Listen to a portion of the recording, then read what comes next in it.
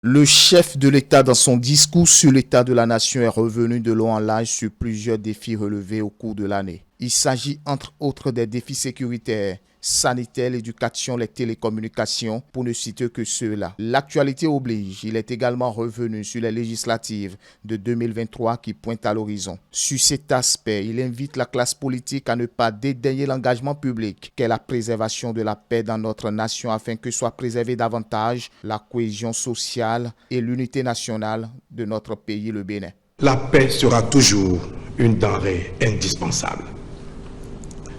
C'est elle qui, avec la bonne gouvernance, garantira la pérennité de nos actions. Mais elle est tributaire de l'engagement de chacun d'entre nous.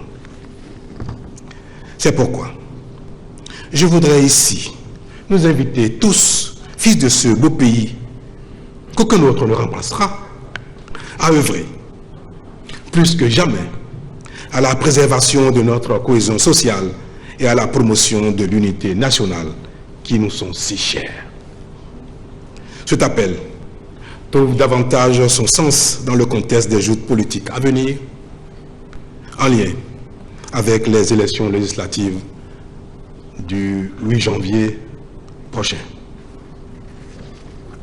C'est l'occasion pour moi de noter qu'elle s'annonce sous de bons augures avec la participation de toutes les sensibilités politiques.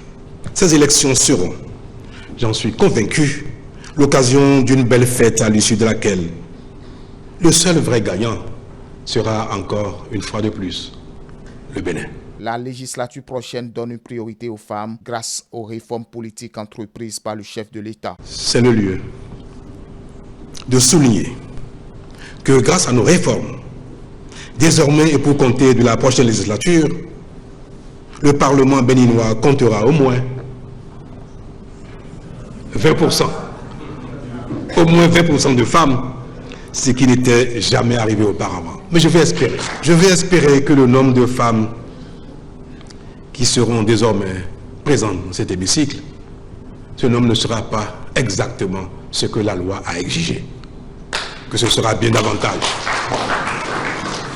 Rappelons qu'à la fin de son discours, le président de la République a exprimé une satisfaction totale pour le travail abattu par les députés de la 8e législature. Pour lui, cette législature a du mérite et l'histoire le rendra témoignage.